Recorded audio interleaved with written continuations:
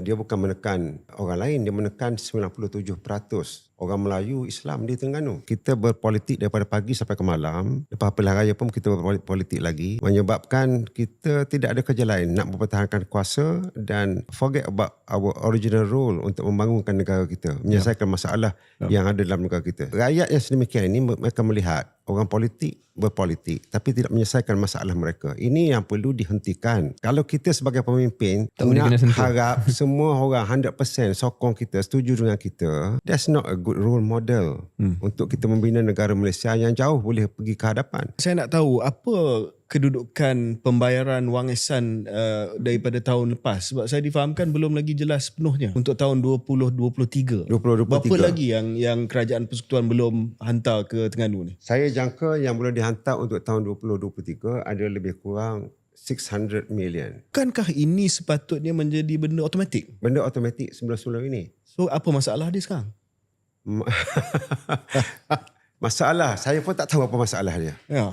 Saya pun tak tahu apa masalah. Apabila kita pilihan raya pada bulan November 11 2022, pada waktu itu Kerajaan Negeri Terengganu dah terima royalti pada bulan Mac 2022 dengan bulan September. Jadi selesailah. Tiba-tiba pilihan raya bulan 11. So debaran pertama kita ialah bulan 3 2023 lah. Terima ke tidak? Tengok-tengok bila mari bulan 3 yang diberi hanya untuk bayar emolument, bayar gaji. Masuk bulan 4 pun begitu, dan bila saya jumpa dengan Menteri Keuangan, orang masa tu seorang susah yang sama lah, Perdana Menteri lah. Dia cakap apa? Dia kata kita akan bagi tengok macam mana. Lepas Tengok tu, apa lagi? Itulah. Jadi sehinggalah bulan yang berikutnya, semasa berkunjung ke Hari Raya Madani di Terengganu, saya pun merayu sekali lagi supaya diberi bagaimana biasa. Dia kata tunggu lepas pilihan raya negeri. Apa kaitan pilihan raya negeri dengan hak negeri Terengganu? Wallahualam, saya tak tahu. Tapi saya jangkaannya ialah ada pihak lain yang memaklum kepada beliau, kalau diberi kepada Terengganu akan kuat nak hadap pilihan raya. Tak bagi pun kosong je. Tak bagi, itulah saya kata tak bagi pun kosong je. Sebab apabila pada bulan bulan April, Mei, maka diminta Kerajaan Terengganu untuk menyenaraikan. Untuk apa penggunaan wang ihsan? Penggunaan ni ke mana? Semua itu kita dah bentang dalam bajet. Mana-mana program yang kita buat bukan program rahsia. Jadi bila disebut senarai, katalah 20 senarai, tengok itu bagi yang ni dulu dah, 2-3 dulu. Yang lain tu tak bagi lagi. So bulan berikutnya kita tulis surat pula. Dia minta ni pula. Okey, dia bagi itemize. Proses audit kena ada setiap tahun. Tahun-tahun sebelum ni tak pernah audit yang kita dapat, audit yang tak baik. Jadi apa yang menakutkan? Saya rasa lebih kepada bayang-bayang lah. Bukan hanya sekadar menyusahkan orang Terengganu, tapi ini soal demokrasi kat KJ. Ya. Sebab kerajaan negeri ni menang 32-0. Tapi dalam hal royalty ni, adakah mungkin Dr. Sam rasa pendekatan yang lebih agresif? Saya sebut apabila kita ditekan royalty ini kepada rakan-rakan Exco dan rakan-rakan ahli-ahli yang berhormat di Terengganu. Kesabaran kita ni ada tahap dia. Ada batas. Ada batas. Mereka sebenarnya tidak perlu mengejutkan haiwan yang sedang tidur. Kalau dikejutkan, dia umpama Newton second law lah.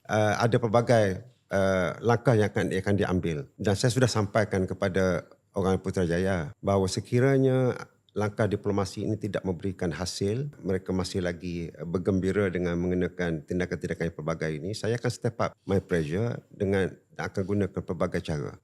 It's their choice. They want to play along that line, then so be it. Tapi persoalan yang saya nak tanya jugalah kepada mereka ini, is it worth it? Apakah kebaikan, apakah objektif yang ingin dicapai dengan memberikan tekanan sedemikian ini? Sedangkan satu ketika dahulu, bila satu barisan dengan Perdana Menteri dan juga parti beliau, mereka jugalah yang telah pun memperjuangkan hak royalty untuk masa tu sahabat PAS. Up to 20% pada waktu itu. Ini yang menjadi masalah. Dia umpama bila satu pihak naik, dia tekan pihak satu lagi, apa perasaan dia akibat daripada warna politik yang berbeza. Dan benda ni real dan menyebabkan masyarakat tak tahan perasaan dia. Jadi suhu-suhu sebegini perlu diredakan dengan pendekatan yang lebih diplomasi, dan saya percaya pendekatan politik matang dan sejahtera yang saya cuba amalkan di suasana Terengganu itu diterima baik oleh rakyat sehingga menghasilkan keputusan yang kita capai. Macam mana Dr. Sam nak reduce dependence kepada royalty yang menjadi hak yang akan datang tiap-tiap tahun kalau sekiranya tiada arah melintang, dan bagaimana nak mencari sumber pendapatan baru? Are you going to assessment naik ke, cukai PBT naik ke, apa strategi dia? bila saya tengok mula-mula saya jadi MB pada penggaya pertama itu, hasil petroleum ni memang kita terima secara konsisten daripada tahun 78 sampai tahun 2018 lah. Biasa tengok data 2018. Awal 2019 itu dia buat potongan secara paksa oleh Menteri Keuangan pada waktu itu, Lim Guat Eng, untuk bayar balik hutang. Untuk bayar balik hutang secara paksa 25% potong. So, royalty tu 25% dia potong untuk bayar balik hutang persekutuan. Dia terima royalty 2 kali setahun, pada bulan Mac, pada bulan September. Mac tu 25% potong, September 25% potong untuk bayar hutang, which is tak pernah dibuat sebelum ni lah. Tapi kita cuba, dan finally kalau kita tengok data yang dikeluarkan oleh Jabatan Audit Negara untuk 2018 hingga 2021, kita reduce by 4% kebergantungan, which is pada saya mungkin orang luar nampak tak banyak 4% tu, tapi at least kita try. Nak jadi MB pun saya tak nak, apatah lagi jabatan yang lebih berat daripada itu. Saya masih ingat lagi ayah saya beli The Encyclopedia Junior Science Encyclopedia pada waktu itu 16 jilid. Balik sekolah saya akan baca daripada page to page. Sampai habis 16 jilid, dan kadang-kadang buat eksperimen. Datuk Sri akhirnya telah memperolehi PhD dalam bidang yang sangat-sangat mind-boggling lah. Untuk orang yang tak faham bidang ni, untuk makluman. Yang selalu orang sebut rocket science kan? Rocket science. Aero engine ignition and combustion dan high altitude engine failure. Ya.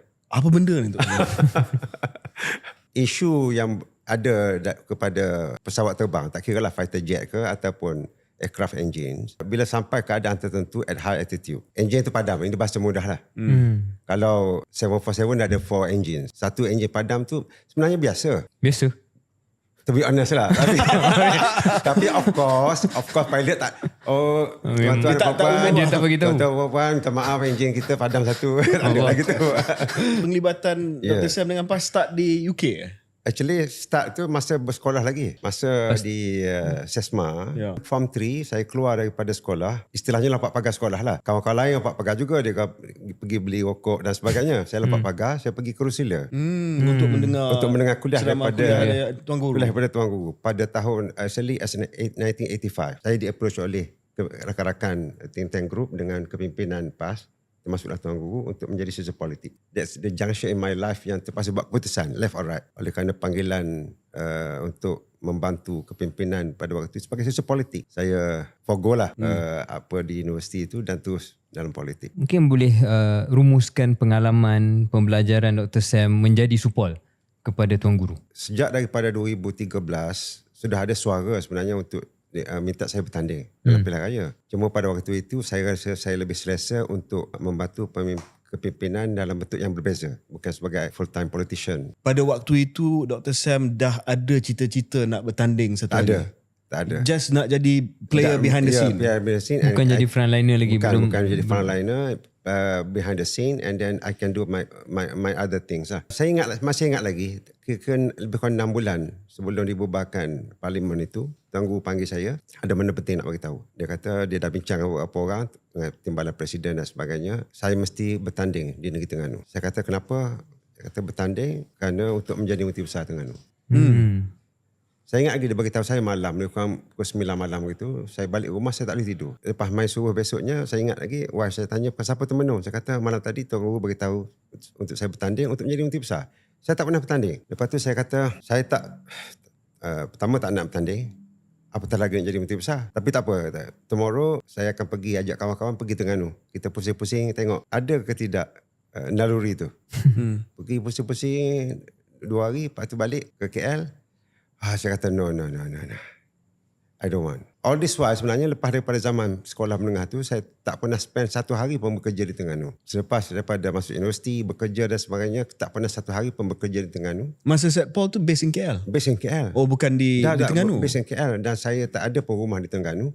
My mother sekarang ni dah 30 tahun duduk di KL. My mother ikut anak-anak datang KL. So saya, all my siblings semua duduk KL. Oleh kerana Tuan Guru sendiri mengambil pendekatan yang lebih awal sebelum bertanding, dia panggil kepimpinan di negeri dan jelaskan pasal apa dia nak saya bertanding di Terengganu, dan dia sebut awal-awal pada waktu itu kerana untuk dia menjadi Menteri Besar. Dr. Sam, you are cancer survivor.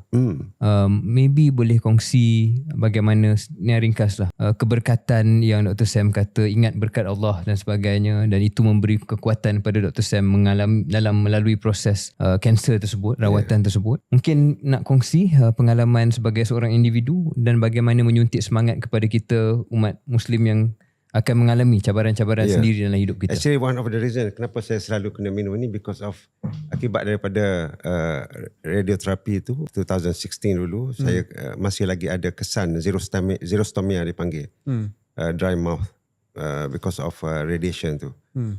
Tapi taklah, dia getting better and better lah. Dalam hidup ni kita akan berdepan dengan pelbagai cabaran. Setiap orang cabarannya tak sama. That's the test of human being. Ada orang testnya ringan, ada testnya berat. So bila saya berdepan dengan kanser dulu, alhamdulillah saya dikelilingi oleh rakan-rakan dan juga kepimpinan. Saya still sebagai politik Tok Guru pada waktu itu, sehingga walaupun semasa saya mendapat rawatan, dan Tok Guru selalu memberi kata-kata semangat, dan you need to find way macam mana untuk memberikan semangat. One of the thing yang saya selalu ingat ialah kita mendapat bermacam-macam nikmat dalam hidup. Bila kita kena uji sedikit, at one time bila you had your metallic taste, dia panggil. Metallic taste ni, your taste bud ni tak rasa apa-apa.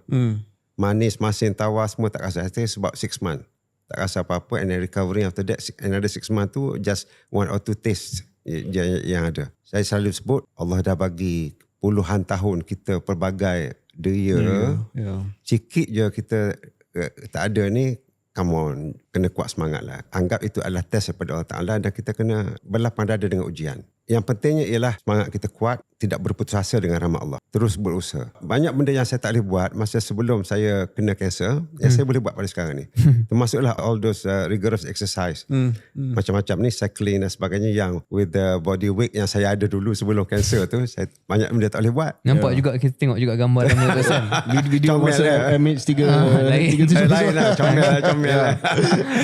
Jadi tak banyak tak boleh buat. Jadi saya take it, ada hikmah rupanya.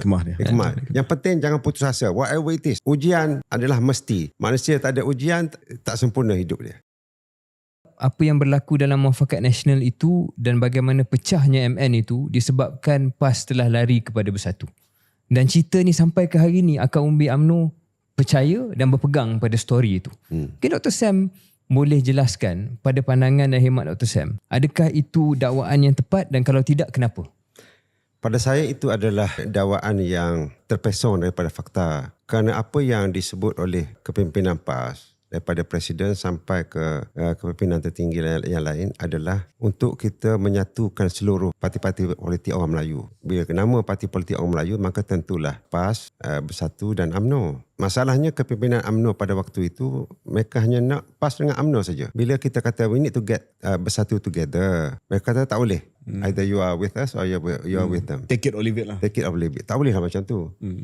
Sebab kita bercakap tentang penyatuan ummah. Ummah tu siapa? Bukan UMNO dengan PAS saja. Kita faham bahawa UMNO ada sentimen yang lain terhadap Bersatu. Dan dia macam PAS dengan Amanah.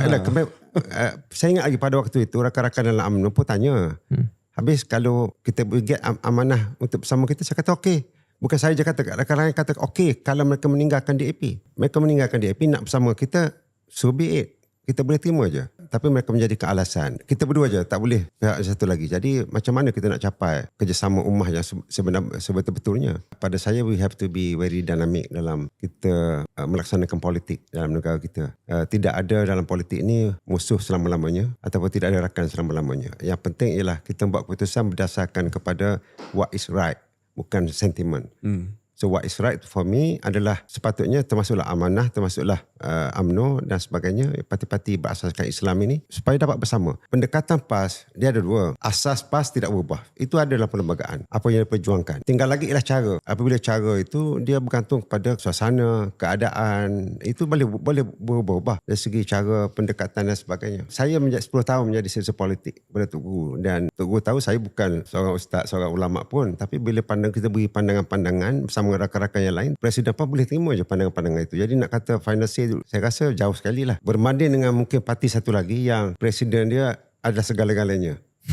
Parti mana? Saya tahu.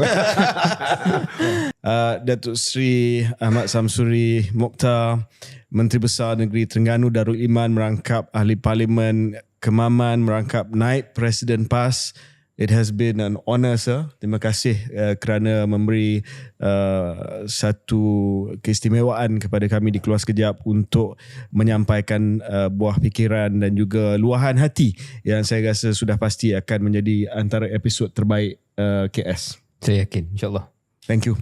Thank you. Terima kasih banyak pada semua. Selamat berpuasa. Selamat berpuasa.